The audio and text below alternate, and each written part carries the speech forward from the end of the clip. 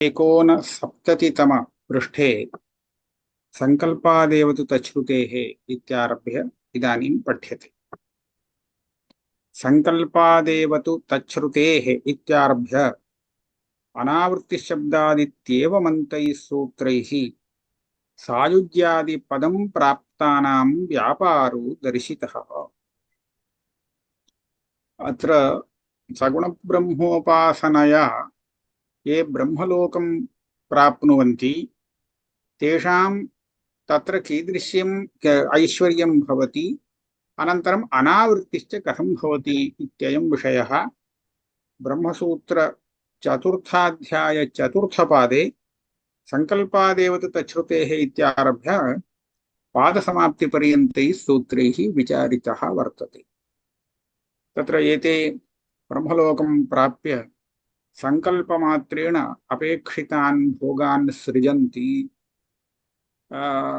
कदाचित् शरीरेण सह तैः सह व्यवहरन्ति, कदाचित् शरीराभावेपि स्वप्ने यथा अस्माकं व्यवहारो भवति तद्वत् व्यवहरन्ति, कदाचित् मनसैव एतान् कामान् पश्यन् रमते इति वर्तते। मनोमात्रेणैव सर्वान् भोगान् अनुभवन्तः भवन्ति इत्येवमादिरूपेण अनेके विचाराः सगुणमुक्तौ प्रदर्शिताः सन्ति। तत्र सायुज्यादिपदं प्राप्तानां मुक्तानां व्यापारः, ते तत्र किं कुर्वन्ति इति निरूपितम्। अनन्तरम् अनावर्तिः इति अन्ते तत्रैव उत्पन्नसाक्षात्काराः ते मुक्तिं प्राप्नुवन्ति, परममुक्तिं प्राप्नुवन्ति इति निर्दिष्टमस्ति। एतदुपरि इदानीम् एका शङ्का। ननु आब्रह्मभुवनाल् लोकाः पुनरावर्तिनोऽर्जुन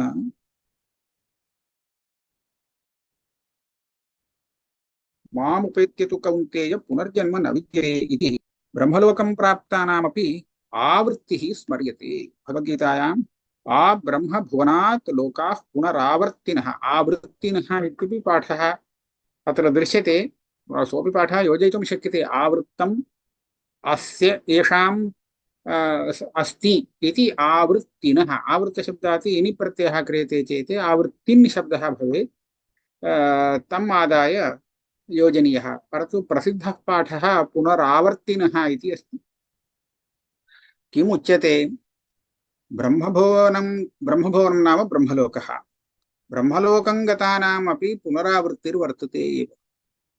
यथा स्वर्गलोकात् क्षीणे पुण्ये मर्त्यलोकं विशन्ति इति पुनरावृत्तिः प्रसिद्धा अस्ति, तथा ब्रह्मलोकेऽपि बहुकालपर्यन्तं तत्र स्थित्वा पुनरावृत्तिरस्ति इति अस्मात् श्लोकात् ज्ञायते, स्मृतिवाक्यात्। यतः अत्र आब्रह्मभुवनात् इत्युक्ते ब्रह्मलोकमपि स्वीकृत्य पुनरावर्तित्वं सर्वेषां लोकानाम् उच्यते। ब्रह्मभुवनात् प्राग् इति न। यतः अग्रिमवाक्ये मामुपेत्य तु कौन्तेय इति विशिष्य कथनात् ब्रह्मलोकं गतानामपि पुनरावृत्तिरस्ति इति अस्मात् स्मृतिवाक्यात् प्रतीयते। परन्तु सूत्रे अनावृत्तिशब्दात् इति ब्रह्मलोकं गतानां पुनरावृत्तिः नास्ति इति प्रतिपाद्यते। तर्हि विरोधः अस्ति खलु? ब्रह्मलोकं गतानां पुनरावृत्तिरस्ति इति स्मृतिर्वदति, पुनरावृत्तिर्नास्ति इति सूत्रं वदति, तर्हि विरोधः अस्ति इति शङ्का।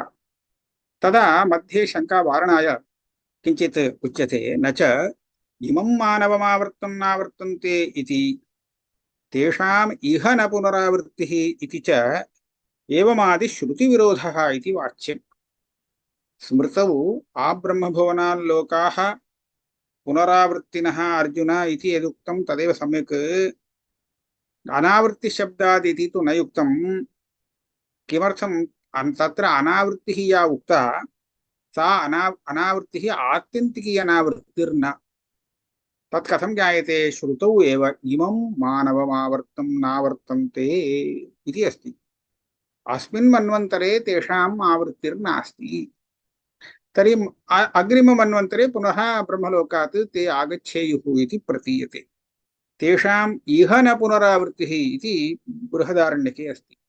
इह इत्युक्ते अस्मिन् कल्पे पुनरावृत्तिः नास्ति, पुनः कल्पान्तरं यदा भविष्यति तदा आगन्तुं शक्नुवन्ति इति श्रुतिरेव यस्माद् वदति तस्मात् अनावृत्तिः इत्यस्य अस्मिन् मन्वन्तरे आवृत्तिर्नास्ति इत्येव अर्थः। आब्रह्मभुवनान् लोकाः पुनरावर्तिनः इति तु अग्रिममन्वन्तरे अन्यस्मिन् मन्वन्तरे अन्यस्मिन् कल्पे तेषां पुनरावृत्तिः अस्त्येव इति उच्यते। अतः विरोधो नास्ति। अत्यन्तं पुनरावृत्तिरेव नास्ति इति तु नोच्यते खलु इति मध्ये विरोधसमाधानार्था इयं शङ्का। न च इममानवमावर्तं नावर्तन्ते इति तेषाम् इह न पुनरावृत्तिः इति च एवमादिश्रुतिविरोध इति वाच्यम्। इमम् इह इति विशेषणात् मानवान्तरे कल्पान्तरे च आवृत्तेरनिवारणादिति चेत् अस्तु एतावतापि अनावृत्तिः कथं वक्तुं शक्यते, आवृत्तिस्तु आयात्येव खलु इति शङ्का। तत्र उच्यते सत्यम्। ब्रह्मलोकप्राप्तिसाधनानि बहूनि सन्ति। तत्र किं वक्तव्यमस्ति? ब्रह्मलोकं गतानां सर्वेषामपि पुनरावृत्तिः इति नास्ति। केषाञ्चित् पुनरावृत्त्यभावः अपि अस्ति। यथा अस्मिन् लोके ब्रह्मज्ञानं प्राप्तवतां पुनर्जन्म नास्ति, तथैव ब्रह्मलोके ब्रह्मसाक्षात्कारं प्राप्तवतामपि पुनरावृत्तिर्नास्ति। एवञ्च येषां तत्त्वसाक्षात्कारेण पुनरावृत्तिः सर्वथा नास्ति,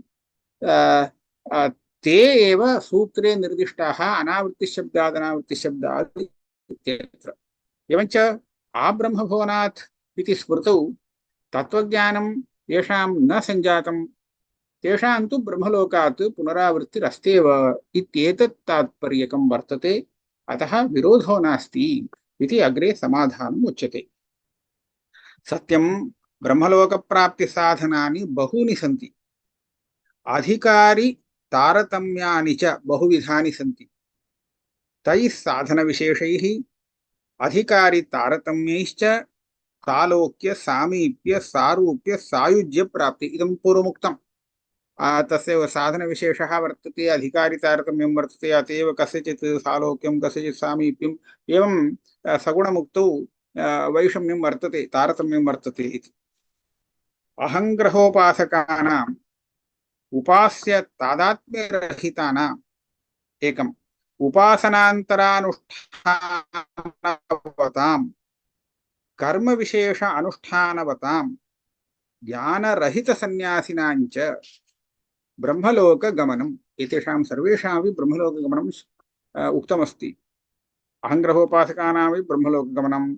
अहङ्ग्रहोपासकाः यदि उपास्य तादात्म्यं प्राप्तवन्तः तदानीं तु तेषां मुक्तिरेव, ततः परम् आवृत्तिर्नास्ति। परन्तु तावद्दृढमुपासनं येषां न सम्पन्नं ते अत्र गृहीताः। एवम् उपासनान्तर अनुष्ठानवतां कर्मविशेष अनुष्ठानं पुण्यविशेषादपि ब्रह्मलोकप्राप्तिः उच्यते। एवं ज्ञानरहितसन्न्यासिनां, सन्न्यासात् ब्रह्मणस्थानम् इति वर्तते। ज्ञानं विना ते सन्न्यास आश्रमस्वीकारमात्रेणापि ब्रह्मलोकं प्राप्नुवन्ति इति ज्ञायते। तेषामपि ब्रह्मलोकगमनमस्ति। तत्रापि यथा योग्यं सारूप्य सामीप्य सालोक्यम् इति पूर्वमेव वर्णितं। तस्य तस्य यादृशी योग्यता वर्तते तदनुसारेण तत्र ब्रह्मलोकेपि ऐश्वर्ये वैषम्यमस्ति इति उक्तम्। तत्रापि ब्रह्मलोकेपि इदानीं पुनरावृत्त्यभावः कथं भवति इति उच्यते। ब्रह्मणा सह ते सर्वे सम्प्राप्ते प्रतिसञ्चरे परस्यान्ते कृतात्मानः प्रविशन्ति परं पदम् इति वचनात् ये कृतात्मानः इत्यस्य विवरणं ज्ञानवन्तः तेषां परपदप्राप्तिः नाम निरतिशयमोक्षः। अकृतात्मनां तु आवृत्तिरेव। प्रतिसञ्चरः नाम महाप्रलयः। यदा ब्रह्मलोकस्यापि प्रलयः उपस्थितो भवति तस्यापि विनाशित्वं वर्तते इति, तदा तत्र ये कृतात्मानः भवन्ति आत्मसाक्षात्कारवन्तः तेषां ब्रह्मलोक अधिपतिना ब्रह्मणा सह मुक्तिः। ब्रह्मा यदा मुक्तिं प्राप्नोति तदा तत्र साक्षात्कारं प्राप्तवन्तः अन्येपि मुक्तिं प्राप्नुवन्ति। ये ज्ञानं न प्राप्तवन्तः ते तु पुनरावर्तन्ते इति स्थितिः। अकृतात्मनां तु आवृत्तिरेव। अकृतात्मत्वं तु तदानीं मम शङ्का स्यात्, सर्वे ब्रह्मलोकं गच्छन्ति, केषाञ्चिदेव तत्र ब्रह्मज्ञानं प्राप्यते, केषाञ्चित् नास्ति इति वैषम्यं कुतः? सर्वेषामपि तत्र आत्मसाक्षात्कारो भवतु इत्युक्ते तन्नास्ति। तत्र गत्वा तेषां वैषम्यं जातम् इति न मन्तव्यम्। अकृतात्मत्वं तु इह उपासनानुष्ठानकाले विषयरागादिना इति कल्पनीयम्। उपासनानुष्ठानकाले ते ब्रह्मलोके ऐश्वर्यं मम भवतु इति इच्छया उपासनां कुर्वन्ति चेत् तदानीं तदेव तत्र फलं भविष्यति। ब्रह्मलोकं गत्वा तत्र मोक्षो भवतु इति अभिप्रायेण न कृतवन्तः ते उपासनानि। अतः ऐश्वर्यविशेष इच्छा रागविशेषः आसीत् इति कृत्वा तदनुसारेण ब्रह्मलोकेपि तादृशं फलं भवति इति वक्तव्यं। तदेव उच्यते। अतएव तत्तेषां साक्षात्कारः आत्मसाक्षात्कारः ब्रह्मलोके न भवति। इदं सर्वं पुराणेषु उक्तमेव।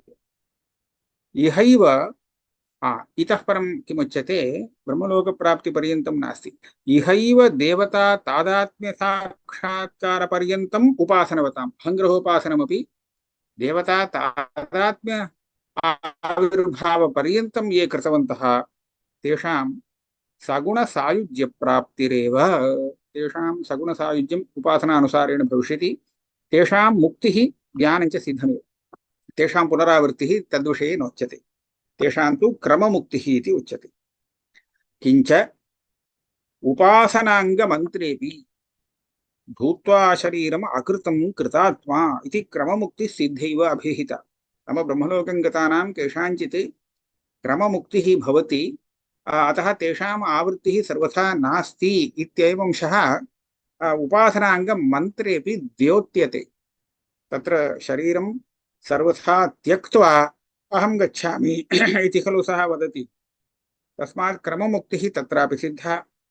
पुनः प्रमाणान्तरमपि अस्ति। किञ्च तयोर्ध्वमायन् अमृतत्वमेति इति मूर्धन्यया नाड्या ब्रह्मलोकं गतस्य अमृतत्वप्राप्तिर्वर्णिता। अत्र अमृतत्वम् इत्युक्ते मुख्यम् अमृतत्वं स्वीकर्तुं शक्यते। यतः ब्रह्मलोकं प्राप्तस्य तत्रैव आत्मसाक्षात्कारः भवति इति कृत्वा पुनः जन्म नास्ति, मरणमपि नास्ति। अपि च कुटुम्बे शुचौ देशे स्वाध्यायमधीयानः धार्मिकान् विदधत् आत्मनि सर्वेन्द्रियाणि सम्प्रतिष्ठाप्य अहिंसन् सर्वभूतान्यन्यत्र तीर्थेभ्यः सखल्वेवं वर्तयन् यावदायुषं ब्रह्मलोकमभिसम्पद्यते न च पुनरावर्तते इति ब्रह्मलोकं गतस्य अनावृत्तिः श्रूयते। छान्दोग्योपनिषदः अन्तिमखण्डे इदं वर्तते। किं वर्तते? कुटुम्बे इति गृहस्थाश्रमः, तत्र शुचौ देशे स्वाध्यायमधीयानः, तत्र स्वाध्यायाध्ययनं कृत्वा धार्मिकान् विदधति इत्युक्ते स्वकीयपुत्रान् शिष्यांश्च धार्मिकान् विदधानः। नाम यथा ते धार्मिके मार्गे धर्ममार्गे स्थिता भवेयुः तथा कुर्वन्, तथा सम्पादयन्। अनन्तरं किमस्ति? सर्वेन्द्रियाणि सम्प्रतिष्ठाप्य अहिंसन् सर्वभूतानि। आत्मनि सर्वेन्द्रियाणि सम्प्रतिष्ठाप्य इत्युक्ते विषयेभ्यः इन्द्रियाणाम् उपसंहारं कृत्वा आत्मन्येव आत्मध्यानं कुर्वन् उपासनं कुर्वन् इति वा निधिध्यासनं कुर्वन् वा यः भवति, अहिंसन् सर्वभूतानि अन्यत्र तीर्थेभ्यः कस्यापि भूतस्य हिंसाम् अकुर्वन्, विहितस्थलं वर्जयित्वा अन्यत्र हिंसाम् अकुर्वन्, अन्यत्र तीर्थेभ्यः एवं सखल्वेवं वर्तयन् यावदायुषम्, यावत्पर्यन्तम् अयं जीवति तावत्पर्यन्तम् अनया रीत्या तिष्ठति चेत् सः ब्रह्मलोकम् अभिसम्पद्यते न च पुनरावर्तते। अयं ब्रह्मलोकं गच्छति चेत् न पुनरागच्छति इति ब्रह्मलोकं गतस्य अनावृत्तिः श्रूयते। अत्र अन्तिमे एका शङ्का। ननु इयं श्रुतिः भाष्यकारेण ब्रह्मलोकप्राप्तिकथनपरत्वेन न व्याख्याता। अस्यां श्रुतौ आत्मनि सर्वेन्द्रियाणि सम्प्रतिष्ठाप्य इत्यादिभिः सन्न्यासमुक्त्वा सन्न्यासिनः ज्ञानवशात् ब्रह्मलोकप्राप्तिः नाम ब्रह्मप्राप्तिः इति व्याख्यातं भगवत्पादैः। तर्हि ब्रह्मलोकप्राप्तिविषये इयं श्रुतिः नैव उदाहर्तव्या, भाष्यकारैः अन्यथा व्याख्यातत्वात् इति शङ्का। इयं श्रुतिः भाष्यकारेण ब्रह्मलोकप्राप्तिकथनपरत्वेन न व्याख्याता, तथा हि कुटुम्बे इत्यारभ्य धार्मिकान् विदधत् इत्यन्तं व्याख्याय अनन्तरम् आत्मनि सर्वेन्द्रियाणि सम्प्रतिष्ठाप्य इत्यस्य ग्रन्थस्य सन्न्यासपरत्वेन व्याख्यानं कृतं भाष्ये इदमस्ति। तथा हि आत्मनि स्वहृदये, आत्मशब्दस्य अत्र हृदये इत्यर्थः। हृदये किं वर्तते? हार्दं ब्रह्म। तस्मिन् हार्दे ब्रह्मणि सर्वेन्द्रियाणि सम्प्रतिष्ठाप्य उपसंहृत्य एवञ्च विषयेभ्यः इन्द्रियाणि परावृत्य आत्मनि योजयित्वा इति अर्थः भवति। एवं सर्वेन्द्रियग्रहणात् कर्माणि च सन्न्यस्य, इदं भाष्यमेव वर्तते, एवमेव अस्ति। तत्र सर्व इन्द्रियाणि सम्प्रतिष्ठाप्य इत्युक्ते कर्मेन्द्रियाण्यपि स्वकर्मभ्यः उपरतानि उपसंहृतानि। तर्हि इदं कदा सम्भवति? सन्न्यासे सत्येव सम्भवति इति कृत्वा सन्न्यस्य इति फलितः अर्थः भवति। एवञ्च कर्माणि च सन्न्यस्य अहिंसन् हिंसां परपीडाम् अकुर्वन् सर्वभूतानि स्थावरजङ्गमानि, स्थावरस्यापि हिंसा न करणीया इत्येव। एवञ्च स्थावरं वा भवतु जङ्गमः वा भवतु, कस्यापि भूतस्य पीडाम् अकुर्वन्, भूतानि अपीडयन् इत्यर्थः। भिक्षादिनिमित्त पर्यटनादिना पीडा स्यात्। तत्र भिक्षाद्यर्थं गच्छति, अकस्मात् तस्य पादौ पादस्य अधस्तात् कश्चन कीटः मृतो भविष्यति, तदा किं कर्तव्यम् इत्युक्ते अन्यत्र तीर्थेभ्यः तत् सर्वं प्रायश्चित्तेन योज्यते। परन्तु भिक्षाशन विषये भिक्षाशनेनैव यो दोषः जायते हिंसादिः, स तु परिहर्तुं शक्यते अन्यत्र तीर्थेभ्यः इति तस्य किं पर्युदासः क्रियते। तीर्थं नाम शास्त्रानुज्ञा विषयः। यत्र शास्त्रेण हिंसा अनुज्ञाता वर्तते, कर्तुं शक्यते इति स्वीकृता, ततः अन्यत्र शास्त्रविहितादन्यत्र इत्यर्थः। यत्र शास्त्रविहिता हिंसा भवति तत् परित्यज्य अन्यत्र हिंसाम् अकुर्वन्। इदं सन्न्यासिनाम् इत्येव न, सर्वेषाम् आश्रमणां समानम् इति उच्यते। सर्वाश्रमिणां चैतत् समानं तीर्थेभ्यः अन्यत्र अहिंसैवेति। अहिंसा इति शोधनीयं, भाष्ये तथैव अस्ति। एवञ्च सन्न्यासिनां कृते इत्येव न, यत्र विहितमस्ति तदन्यत्र सर्वस्यापि अहिंसा एव धर्मः। एवम् एतावत्पर्यन्तम् उक्त्वा इदानीं किं जातं? ब्रह्मलोकगमनम् इति अत्र नैव उक्तम्। अनन्तरम् अन्ये तु वर्णयन्ति इत्यारभ्य किञ्चित् प्रकारान्तरं प्रदर्श्यते। तत्र कः विशेषः इत्युक्ते, भाष्यकारैः सन्न्यासिपरतया व्याख्यानं कृतम्। आत्मनि सर्वेन्द्रियाणि सम्प्रतिष्ठाप्य इत्यादि ग्रन्थस्य। एते तु कुटुम्बे एव एतादृशः, नाम गृहस्थः सन्नेव एतादृशम् आचारं यः आश्रयति तस्य ब्रह्मलोकप्राप्तिः अनन्तरं पुनरावृत्तिर्नास्ति इति व्याख्यानं कुर्वन्ति अन्ये। तदपि व्याख्यानं भाष्यकारैः प्रदर्श्यते। अन्ये तु वर्णयन्ति कुटुम्बे एव एतत् सर्वं कुर्वन् स खलु अधिकृतः यावदायुषं यावज्जीवम् एवं कुर्वन् इत्यर्थः। सः यथोक्तप्रकारेण वर्तयन् ब्रह्मलोकम् अभिसम्पद्यते देहान्ते। यदा देहत्यागकालः भवति तदा देहत्यागोत्तरं सः ब्रह्मलोकं गच्छति। अत्र देहान्ते पर्यन्तं परकीयव्याख्यानं, तदनन्तरं सामान्यव्याख्यानं। न च पुनरावर्तते इति पुनरावृत्तेः प्राप्तायाः प्रतिषेधात् अर्चिरादिना मार्गेण कार्यब्रह्मलोकम् अभिसम्पद्य यावत् ब्रह्मलोकस्थितिः तावत् तत्रैव तिष्ठति, प्राक् ततो नावर्तते इत्यर्थः। इत्युक्ते नावर्तन्ते इत्युक्ते सर्वथा नावर्तन्ते इति न। एतादृशाः उपासकाः तत्र गत्वा यावत् ब्रह्मलोकस्थितिः, ब्रह्मलोकस्यापि कश्चन कालः वर्तते, एवञ्च ब्रह्मलोकस्य विनाशपर्यन्तं तत्र तिष्ठन्ति। तस्य विनाशः प्रलयः यदा उपस्थितो भवति तदा तु प्रत्यागच्छन्ति इति उक्तं भाष्ये। इदानीं यद्यपि इदानीं शङ्कायाः उपोद्बलनं कथं भवति? शङ्का एवम् आरब्धा। इयं श्रुतिः भाष्यकारेण ब्रह्मलोकप्राप्तिकथनपरत्वेन न व्याख्याता इति। परन्तु अत्र व्याख्याता खलु। ब्रह्मलोकं गच्छन्ति, ब्रह्मलोकाः यावत्पर्यन्तं तिष्ठति तावत्पर्यन्तं तत्र तिष्ठन्ति, न पुनरागच्छन्ति इति व्याख्यानमस्त्येव। तर्हि कथं न व्याख्याता इति उच्यते इति शङ्का। यद्यपि ब्रह्मलोकप्राप्तिः भाष्ये प्रतीयते, तथापि अन्ये तु वर्णयन्ति इत्यादिना स्वाभिमतं न भवति इति प्रतीयते। ततः आरभ्य इत्यर्थः इति पर्यन्तं यः यद्व्याख्यानमस्ति इदम् अन्ये तु इति अन्येषां केषाञ्चित् व्याख्यानमस्ति। तत् भाष्यकाराणां स्वकीयं मतं न भवति। अतएव भाष्यकारैः पूर्वं यद्व्याख्यातं ब्रह्मलोकगमनम् इति न, किन्तु अत्रैव सन्न्यस्य आत्मज्ञानं प्राप्य ब्रह्मैव सम्पद्यन्ते ते। एवं यः आत्मज्ञानं प्राप्तवान् सः ब्रह्मैव सम्पद्यते इति व्याख्यातमस्ति। तदेव स्वकीयं व्याख्यानम् इति।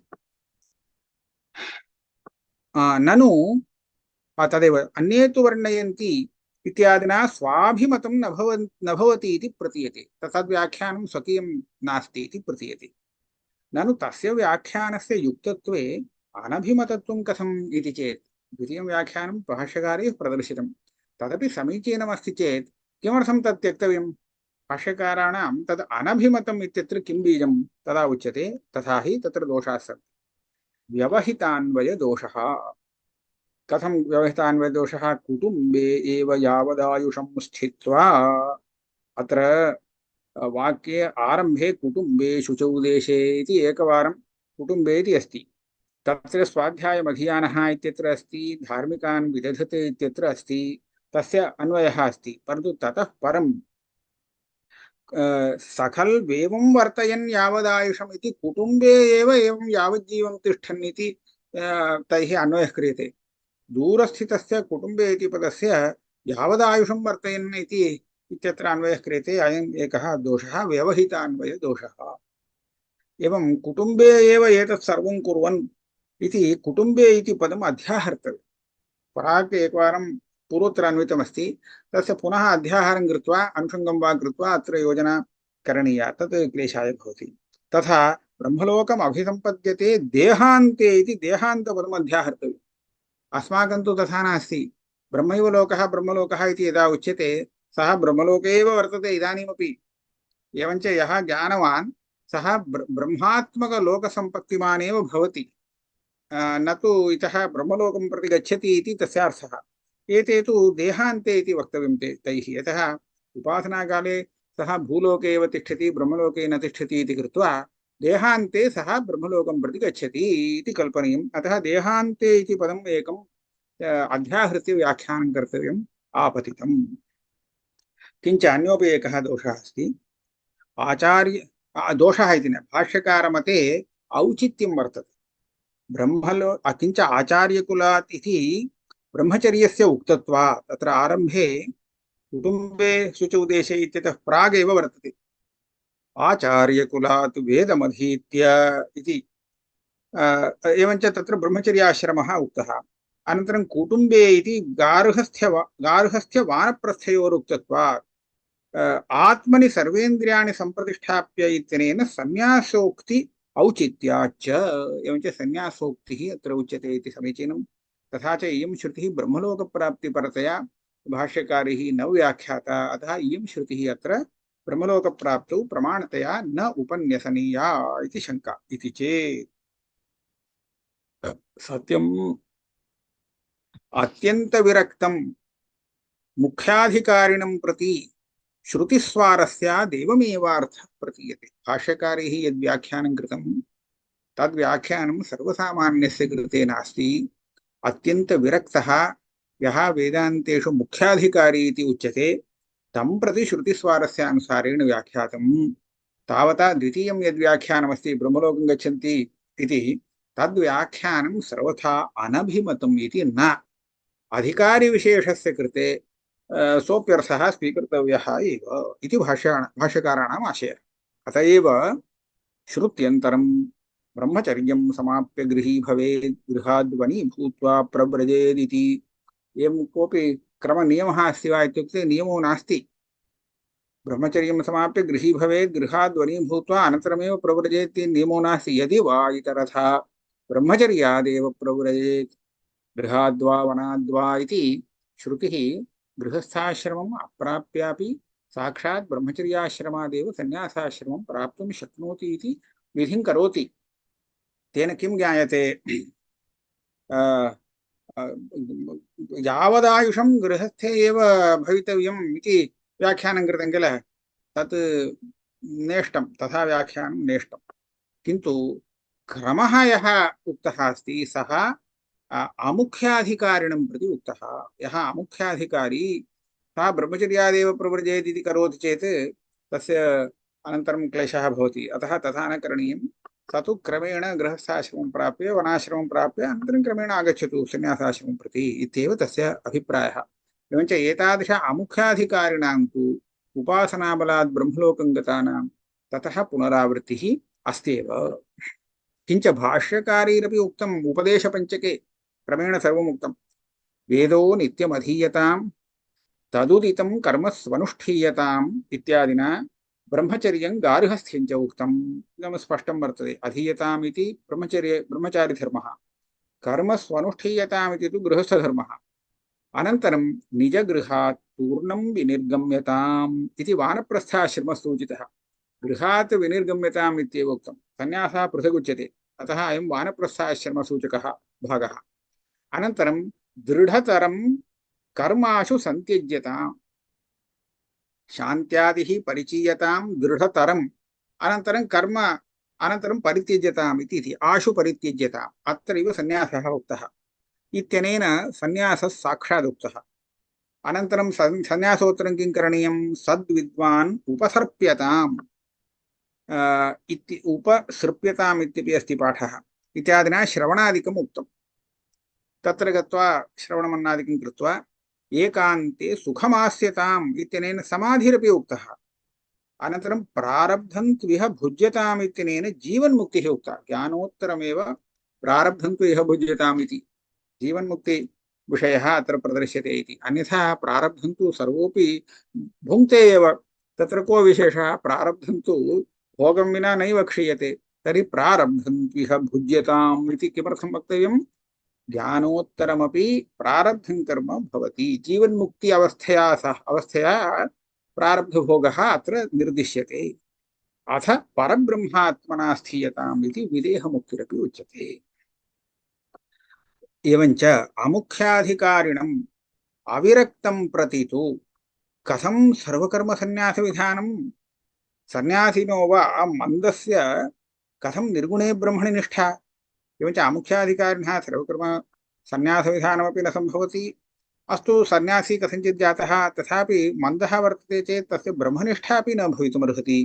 अतएव उक्तं भाष्यकारेण निर्गुणब्रह्मनिष्ठायाम् अनधिकारिणं सन्न्यासिनं प्रति इदं सर्वमुच्यते। आत्मनि स्वहृदये हार्दे ब्रह्मणि सर्वेन्द्रियाणि सम्प्रतिष्ठाप्य उपसंहृत्य ध्यानकाले एकाग्रतां सम्पाद्य सर्वेन्द्रियग्रहणात् कर्माणि च सन्न्यस्य। किञ्च सगुण निर्गुण विद्याद्वयमपि प्रकृतम्। आकाशो वै नाम इति श्यामाच्छबलं प्रपद्ये इति च अत्र द्वयमपि अस्ति। दहर उपासनम् इत्युक्ते तद् सगुणोपासनमपि भवत्येव, परन्तु तावता न, ततः उपरि निर्गुणोपासनपर्यन्तं गच्छति, निर्गुणज्ञानपर्यन्तं गच्छति। अतः इदम् उभयमपि विद्याद्वयमपि अत्र अस्ति। इदं द्वयमपि अग्रिम मन्त्रेण सूच्यते। आकाशो वै नाम नामरूपयोर्निर्वहिता इति यदा उच्यते तदानीं सगुणब्रह्म नामरूपयोर्निर्वहिता इति कथना। श्यामाच्छबलं प्रपद्ये इति मन्त्रे तु बिन्दु माभिगाम् इति अस्ति। पुनर्जन्म मम मास्तु इति सः पृच्छति। एवञ्च तत्र तु फलं परममुक्तिः। एवं श्यामाच्छबलं प्रपद्ये इत्यादिना शुद्धब्रह्म ज्ञानमेव तत्र उक्तमस्ति। एवञ्च उभयमपि प्रकृतं वर्तते। अविरक्तस्य तु मन्दाधिकारिणः अन्ये तु इति व्याजेन सर्वं अन्ये तु वर्णयन्ति इति यद्व्याख्यानं तद् अविरक्ताधिकारिणां कृते युक्तम् इति भाष्यकाराणाम् आशयः। अन्ये तु वर्णयन्ति इत्युक्ते वृथैव ते वर्णयन्ति इति अभिप्रायश्चेत् तर्हि तद् व्याख्यानं भाष्यकारैः नैव उपन्यसितव्यम्। पुनश्च तस्य उपन्यासं कृत्वा खण्डनमपि भाष्यकारैर्न कृतम्, एवमेव त्यक्तं। तेन किं ज्ञायते, अधिकारिभेदेन व्याख्यानद्वयमपि अस्याः श्रुतेः भाष्यकाराभिमतम् इति प्रतीयते। एवञ्च मुख्याधिकारिणां कृते प्रथमं व्याख्यानम्, अन्ये तु वर्णयन्ति इति यद्व्याख्यानं ब्रह्मलोकप्राप्तिः इति तत् अन्येषां कृते भवतु इति व्याजेन सर्वमुक्तम्। इदं सर्वं सूतसंहितायामपि अस्ति। अथातः सम्प्रवक्ष्यामि गार्हस्थ्यं संग्रहेण तु।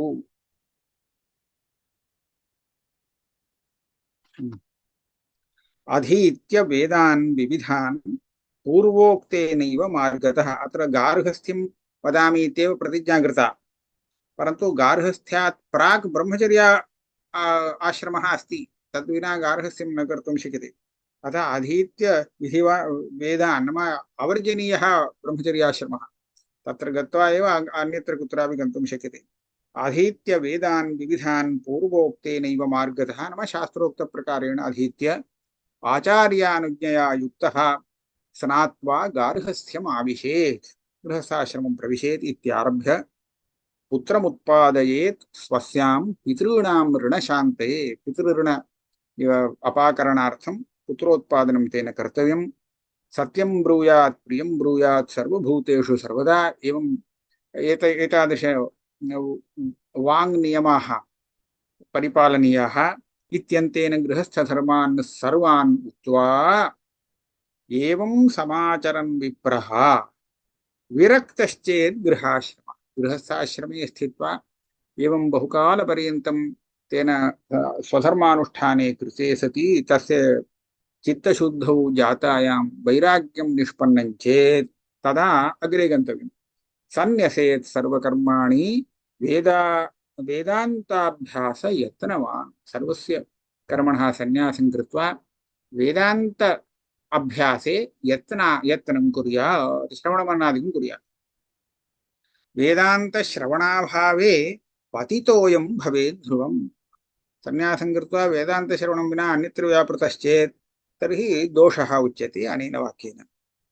विरक्तोऽपि मुमुक्षुश्चेत् हंसे वा सन्न्यसेत् गृही बहूदके वा शक्तश्चेत् न्यसेत् विप्रः कुटीचके। अविरक्तो गृही चान्ते वानप्रस्थं समाचरेत्। अत्र विरक्तश्चेत् पूर्वं परमहंससन्न्यासः सर्वकर्माणि सन्न्यस्य इति। सन्न्यासस्य इतरे अपि प्रभेदाः सन्ति। हंसः, बहूदकः, कुटीचकः इति इतोपि त्रयः प्रकाराः सन्ति। विरक्तोऽपि मुमुक्षुश्चेत् हंसे वा सन्न्यसेत्, बहूदके वा शक्तश्चेत् नाम तत्र अनुष्ठेयं व्रतादिकं कर्तुं शक्तश्चेत् बहूदके वा भवतु अथवा कुटीचके भवतु। एवं अनेकधा सन्न्यासप्रकारान् उक्त्वा अविरक्तः एतादृशं वैराग्यं न सम्पन्नं चेत् तर्हि गृहस्थ एव भवेत्। स च अन्ते वानप्रस्थं समाश्रयेत्। वानप्रस्थाश्रमो वा तस्य भवति। अथवा यावदायुष्यं गार्हस्थ्यं सम्यगाचरेत्। एकस्मिन्नेव आश्रमे यावत् आयुषं जीवनपर्यन्तमपि स्थातुं शास्त्रस्य अनुज्ञा वर्तते। गार्हस्थ्यात् आश्रमाः सर्वे समुत्पन्नाः सुरक्षिताः, तस्मात् गृहस्थ एव स्यात् अविरक्तो द्विजः सदा। गार्हस्थ्यस्य इदानीं प्रशंसा। अन्येभ्यः आश्रमेभ्यः अयं गृहस्थाश्रमः अतीव युक्तः, अतीव उत्तमः वर्तते। यतः अन्ये आश्रमाः गृहस्थादेव खलु सञ्जाताः सन्ति। एवञ्च उपजीव्यभूतः गृहस्थाश्रमः, तस्मात् गृहस्थ एव स्यात् कः अविरक्तो द्विजः सदा।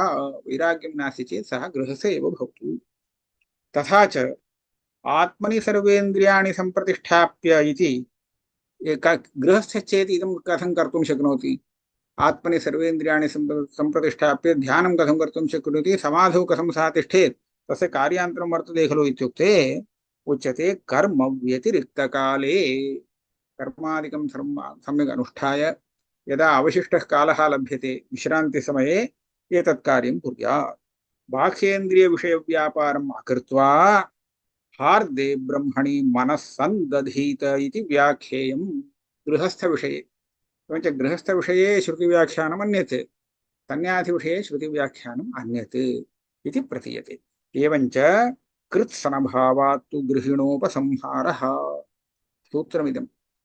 सूत्रकारेण एवं शङ्का कृता छान्दोग्योपनिषदि, यदि सन्न्यास एव प्राधान्येन विवक्षितः अस्ति, ज्ञानं प्रति अत्यन्तं सन्निकृष्टः आश्रमः उपकारकः भवति इति, तर्हि किमर्थम् अन्ते गृहस्थेन उपसंहारः कृतः इति प्रश्नं कृत्वा, गृहस्थाश्रमः सन्न्यासाश्रमः अनयोर्मध्ये सन्न्यासाश्रमस्य उत्तमत्वम् अस्ति, सिद्धमस्ति। तत् श्रुत्वा केषाञ्चित् गृहस्थाश्रमः उत्तमः न भवति इत्येवं मति स्यात्। तर्हि तादृशाः गृहस्थाश्रमं परित्यज्य सन्न्यासाश्रमं प्राप्य तत्रापि सम्यक् अनुष्ठातुम् अशक्ताः सन्तः क्लिष्टाः मा भूवन् इति कृत्वा गृहस्थाश्रमस्य उत्तमत्वं वाच्यम्। एवञ्च तत् प्रशंसा कथं क्रियते इत्युक्ते कृत्सनभावात्। गृहस्थस्यापि शमदमादिकम् आवश्यकम्। शमदमादयः एव सन्न्यासिनां धर्माः सन्ति, अन्ये अनुष्ठेया धर्माः केऽपि न सन्ति। परन्तु गृहस्थस्य अनुष्ठेया धर्माः सन्ति, शमदमादिकं नास्ति इति न। तेषां यत् शमदमादिकं वैराग्यादिकं सर्वमपि गृहस्थस्याप्यपेक्षितमेव। अत एव सर्वे धर्माः अत्र कार्श्रीन भवन्ति गृहस्थाश्रमे इति कृत्वा गृहस्थाश्रमः अत्युत्तमः इत्येवं कृत्वा तथा उपसंहारः छान्दोग्योपनिषदि कृतः इति सूत्रकारेण स्वयमेव उच्यते। कृत्स्नभावात् तु गृहिणा उपसंहारः। एवम् अनावृत्तिशब्दात् कार्यात् तदध्यक्षेण सह अतः परमभिधानात् स्मृतेश्च इत्येवमादिसूत्रतद्भाष्यादिकं मुख्यार्थवत्वेन उपपादितम्। अनया रीत्या व्याख्याने सति विरोधः परिहृतो भवति। अनावृत्तिशब्दादित्यपि समीचीनं। ये मन्दाधिकारिणः ते ब्रह्मलोकं प्राप्य तत्र ऐश्वर्यं भुक्त्वा आगच्छन्ति पुनः इति क्लेशो नास्ति। ये उत्तमाधिकारिणः क्रममुक्तिफलक उपासनं कृतवन्तः ते कार्यात्ते तदध्यक्षेण इति न्यायेन ब्रह्मलोके एव आत्मसाक्षात्कारं प्राप्य मुक्ताः भवन्ति। स्मृतेश्च स्मृतेश्चार्यात्ते इत्यस्य अनन्तरसूत्रमिदं।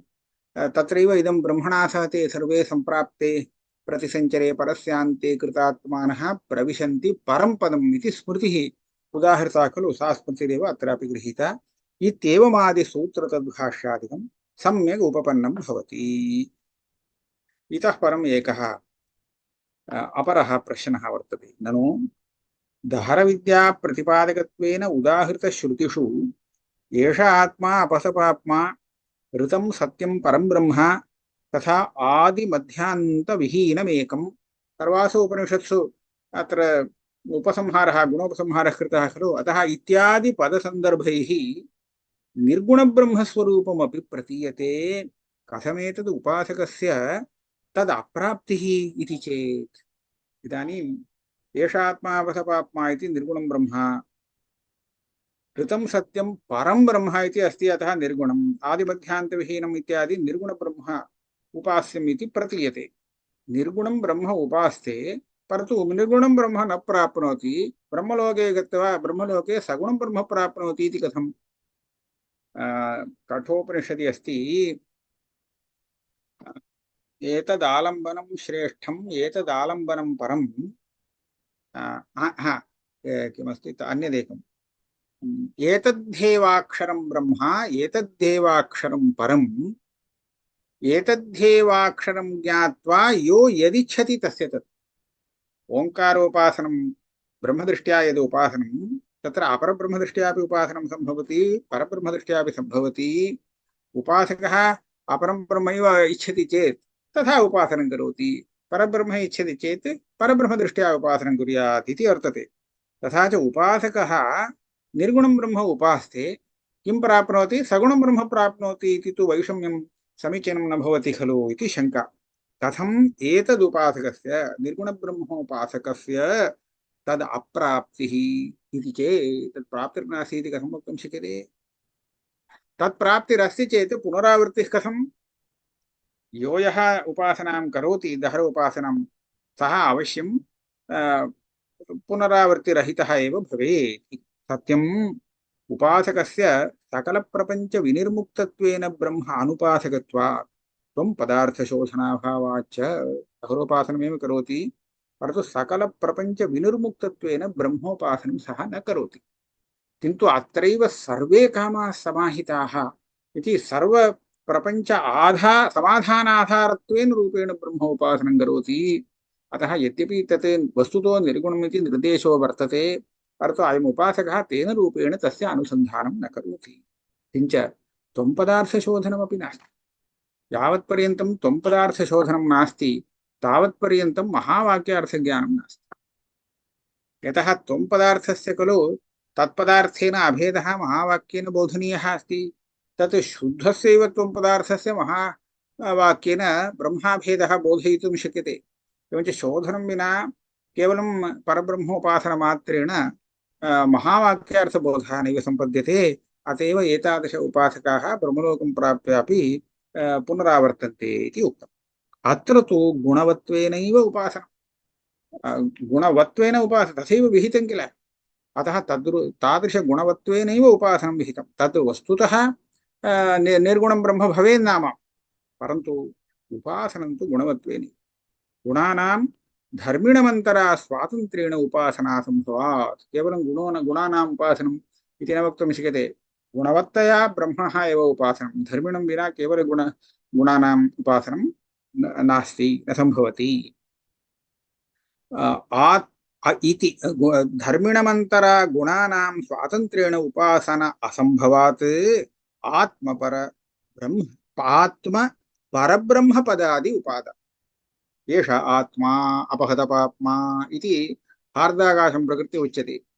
आकाशः परमात्मा। तर्हि एष आत्मा इति आत्मा किमर्थम् उच्यते अपहतपात्मा इत्यादिरूपेण इत्युक्ते ये गुणाः अत्र उपासनीयाः सन्ति तादृशगुणविशिष्टः धर्मी अपेक्षते खलु, तदर्थम्। एवं परं ब्रह्म ऋतकं सत्यं परं ब्रह्म इति अस्ति। किमर्थम् इत्युक्ते एतादृशगुणस्य आधारः धर्मी अपेक्षते। एतदर्थं परब्रह्मादिपदं श्रुतौ उपात्तं वर्तते। उक्तं च भाष्यकारेण विकारावर्ति च तथा हि स्थितिमाह। विकारावर्ति च इति अस्ति सूत्रे अस्ति, अत्र न दृश्यते। विकारावर्ति च विकारवर्ति विकारावर्ति इति द्वयम् अत्र संग्राह्यं वर्तते चकारेण। इति सूत्रव्याख्यानावसरे न च तत् निर्विकाररूपम् इतरालम्बनाः प्राप्नुवन्ति इति शक्यं वक्तुं। निर्विकारं रूपं विकारावर्ति रूपं। पादोस्य विश्वाभूतानि इति विकारवर्ति रूपं। त्रिपादस्यामृतं दिवि इति विकारावर्ति विकारम् अतिक्रान्तं शुद्धरूपं शुद्धचैतन्यरूपं प्रदर्शितं। ये सगुणोपासकाः सन्ति ते तन्न प्राप्नुवन्ति इति उच्यते। इतरालम्बनाः सगुणालम्बनाः सगुणम् आलम्ब्य ये उपासनां कुर्वन्ति ते कथं निर्गुणं प्राप्नुयुः। अतत्कृतत्वात् तेषां तत्कृतन्यायः इति अस्ति। यस्य चिन्तनं करोति सः यथाक्रतुरस्मिन् लोके पुरुषो भवति तथेतः प्रेत्य भवति इति श्रुतौ उक्तम्। यद्विषयकचिन्तनं करोति अग्रिमजन्मनि तदेव भवति, तदेव अयं प्राप्नोति। एवञ्च सगुणं चिन्तयति निर्गुणं प्राप्नोति इति न भवति। तस्मात् श्रुत्युक्त गुणविशिष्टं परमेश्वरं ज्ञानमुक्त्यर्थं फलद्वयार्थं ज्ञानं तद्वारा मुक्तिः एतदर्थं पूर्वोक्तप्रकारेण चिन्तयेत्। दहरोपासनमेव एवं कर्तव्यम्। उक्तं च शिवधर्मोत्तरे 10ध्याये गच्छन् तिष्ठन् स्वपन् जाग्रत् उन्मिषन् निमिषन्नपि शुचिर्वाप्यशुचिर्वापि शिवं सर्वत्र चिन्तयेत्। सर्वदा चिन्तयेत्, सर्वत्र सर्वदा शिवचिन्तनं। सः किमपि कुर्वन् भवतु, गच्छन् वा तिष्ठन् वा स्वपन् वा जाग्रद्वा उन्मिषन् निमिषन् किमपि शुचिर्वा अशुचिर्वा तद्विषये चिन्ता नास्ति। किं चिन्तनीयं? शिवं सर्वत्र चिन्तयेत्। स्वदेहायतनस्यान्तः मनः संस्थाप्य शङ्करं हृत् पद्मपीठमध्ये तु ध्यानयज्ञेन पूजयेत्। सर्वं मानसपूजनमेव इदं। स्वदेहायतनं, देह एव आयतनं, मन्दिरं। तत्र तस्य अन्तः मनः संस्थाप्य अन्तर्मनः इति एकं तत्र मनसि मनःशब्देन हृदयं चिन्तनम् इत्युक्ते मनः तत्र आगच्छति तत्र शङ्करं हृत्पद्मपीठमध्ये संस्थाप्य हृत्पद्मं हृदयपुण्डरीकं तत्र पीठे तदेव पीठं तत्र मध्ये शङ्करं संस्थाप्य नाम मनसा एव तथा कल्पनं कृत्वा ध्यानयज्ञेन पूजयेत् तस्य शङ्करस्य पूजां कुर्यात् ध्यानयज्ञः परशुद्धः सर्वदोषविवर्जितः अतीव तस्य प्रशंसा क्रियते अयम् अतीव शुद्धः वर्तते कोऽपि दोषः अस्य नास्ति तेनेष्ट्वा मुक्तिमाप्नोति बाह्यैः शुद्धैश्च नाध्वरैः ध्यानयज्ञेन शङ्करं यः पूजयति तस्यैव मुक्तिरस्ति बाह्यैः यज्ञैः अध्वरैस्तु मुक्तिर्नास्ति कुतः हिंसादिदोषमुक्तत्वात्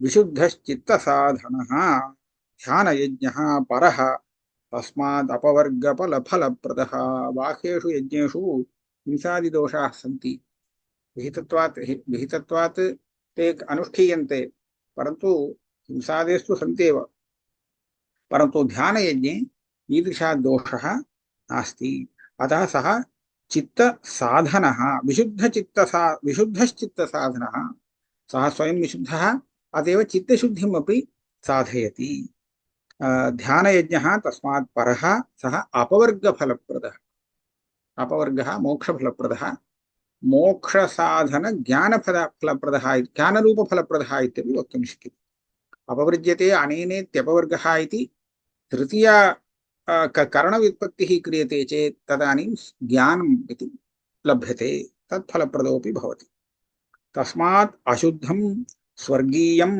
अनित्यं बाह्यसाधनं यज्ञाद्यं कर्म संत्यज्य योगं मुक्त्यर्थम् अभ्यसेत् किमर्थमुक्तम् इदमेव तात्पर्यम् अन्ते स्वकीय अभिप्रायः उच्यते इदं स्वर्गीयं यदि बाह्यसाधनं यज्ञं बाह्यं साधनं यस्य बाह्य साधनेनैव खलु अनुष्ठेयः अयं यज्ञः वर्तते तं यज्ञं स्वर्गीयं नाम स्वर्गसाधनभूतम् अनित्यं कर्म परित्यज्य तत् त्यक्त्वा नाम सन्न्यस्य इत्यर्थः मुक्त्यर्थं योगमभ्यसेत् मुक्त्यर्थं सः योगाभ्यासं कुर्यात् तत्रैव तृतीयाध्याये ध्यानयज्ञस्य इतोपि प्रशंसा वर्तते तत्रैव नाम शिवधर्मोत्तरे सर्वेषामेव यज्ञानां ध्यानयज्ञः परस्मृतः उत्तमः वर्तते नित्यः शुद्धः प्रसन्नश्च सर्वदोषविवर्जितः एतादृशमेव पूर्वमपि वाक्यमासीत् शुक्लकृष्णपरः सूक्ष्मः सुविशुद्धः समाधिजः ध्यानयज्ञः परो यज्ञः स्थूलः शुद्धश्च कर्मजः इत्युक्ते शुक्लकृष्णपरः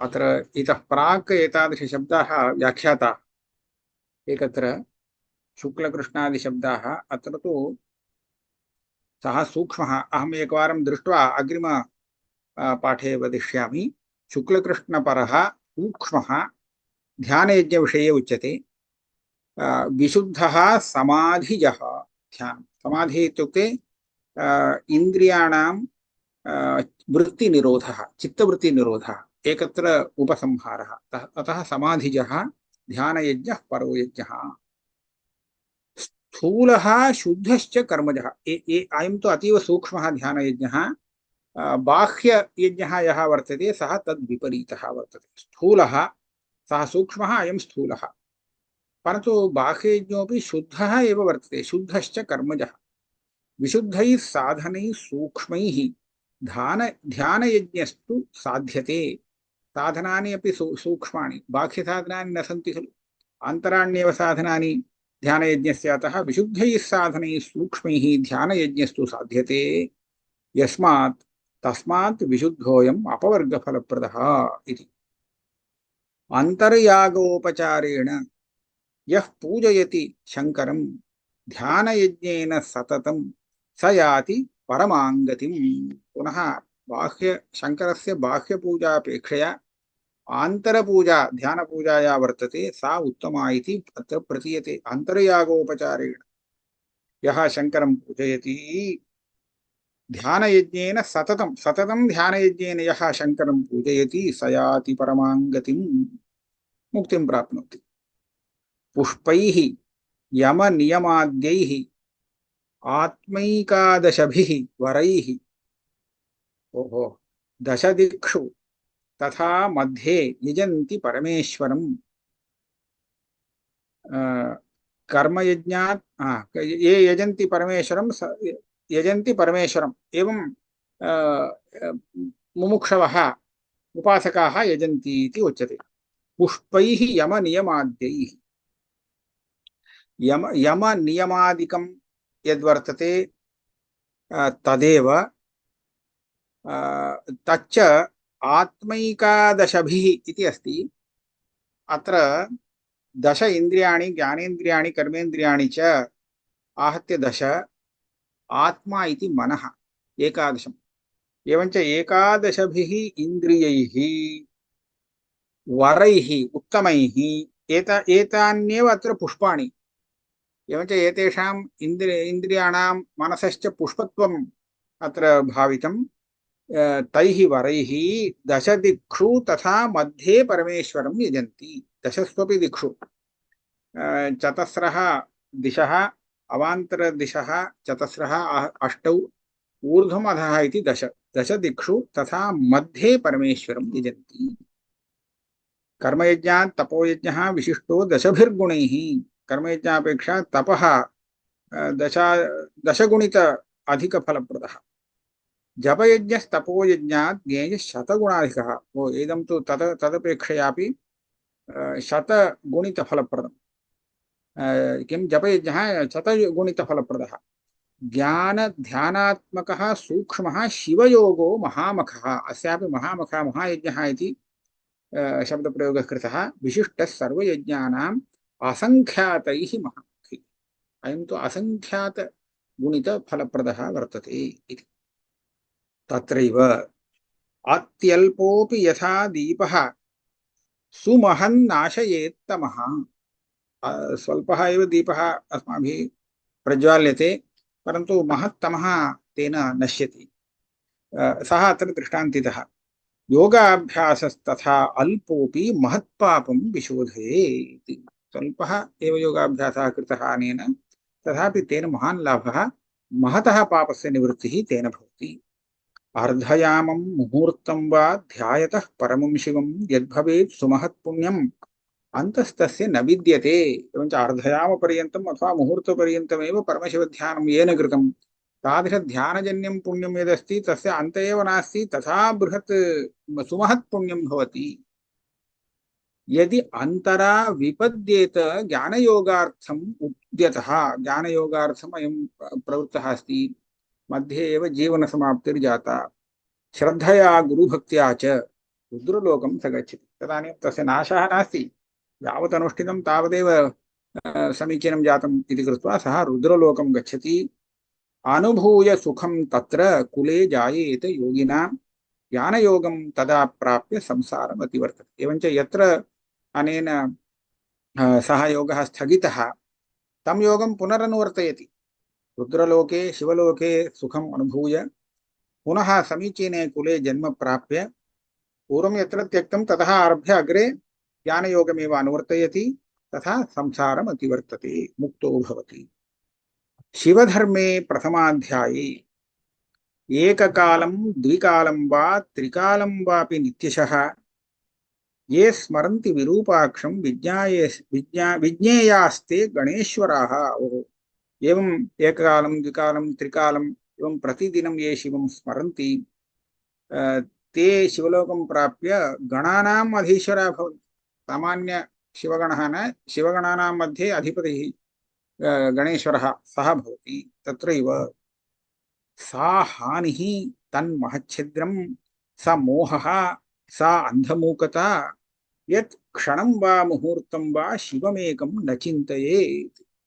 एकक्षणपर्यन्तम् एकमुहूर्तपर्यन्तमपि कश्चित् शिवध्याने न प्रवर्तते चेत् सा हानिः इदमेव तस्य पुरुषस्य महती हानिः अचिन्तनमेव तद् महच्छिद्रं तेन तद्वशः अतीव रिक्तता भवति पूर्णता नास्ति स मोहः इदमेव तस्य भ्रान्तिः सा अन्धमुखता एवं रीत्या निन्द्यते शिवं न चिन्तयति इत्येतत् महद्हानिकरम् भवभक्तिपरा ये तु भवप्रणतचेतसः भवसंस्मरणोद्युक्ताः न ते दुःखस्य भागिनः इति च ये शिवे भक्तिं कुर्वन्ति शिवस्य प्रणामं कुर्वन्ति चित्तेन मनसा प्रणामं कुर्वन्ति भवसंस्मरणं च कुर्वन्ति ते दुःखस्य भागिनो न भवन्ति अर्थात् ते मुच्यन्ते नारुद्रः संस्मरेद् रुद्रं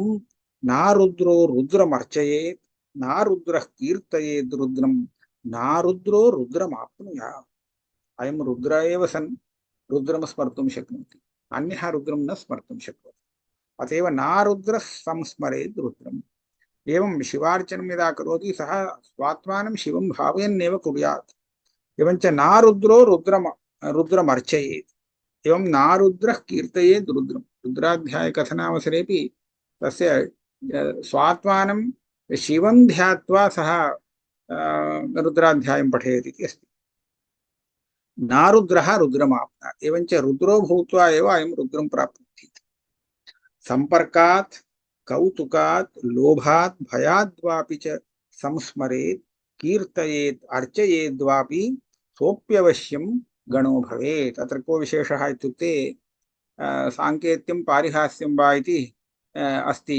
भागवते तद्वत् संपर्काद्वा कौतुकाद्वा लोभाद्वा कदाचित् भयं कश्चन ताडयति एतदर्थम् अहं नाम स्मरामि इति कश्चित् स्मरति चेदपि कीर्तयेत् अर्चयेद्वा पूजनं वा कदाचित् शिवस्य करोति सः अवश्यं गणो भवेत् अस्य फलं नियतं भवति तत्रैव सप्तमे ये स्मरन्ति सदा कालम् ईशानं पूजयन्ति वा सदा कालं नाम सर्वस्मिन्नपि काले ईशानं पूजयन्ति ईशानं स्मरन्ति वा रुद्रलोकात् परिभ्रष्टाः विज्ञेयास्ते गणेश्वराः इदं किमर्थं तथा अस्ति रुद्रलोकात् परिभ्रष्टा विज्ञेयास्ते गणेश्वराः तत्रैव स्मरणादेव रुद्रस्य पापसङ्घात पञ्जरं शतधा भेदमायाति गिरिर्वज्रहतो यथा अत्र एवमेव पाठः अस्ति वा इति अस्माभिः द्रष्टव्यं ये सर्वदा ईशानं पूजयन्ति ईशानं स्मरन्ति ते रुद्रलोकात् परिभ्रष्टा विज्ञेयाः इति किमर्थमुक्तम् एवमेव यदि पाठः अस्ति तदा अस्माभिः किं करणीयं रुद्रलोकात् परिभ्रष्टाः इत्युक्ते ते साक्षात् मुक्तिमेव प्राप्नुवन्ति न तु रुद्रलोकादिकं गच्छन्ति इति वा योजनीयम् अतः अहं चिन्तयामि अत्रैव समापनं करोमि अद्य ये स्मरन्ति सदा कालम् इत्यारभ्य पुनः एकवारम् आलोच्य अनन्तरं वदामि।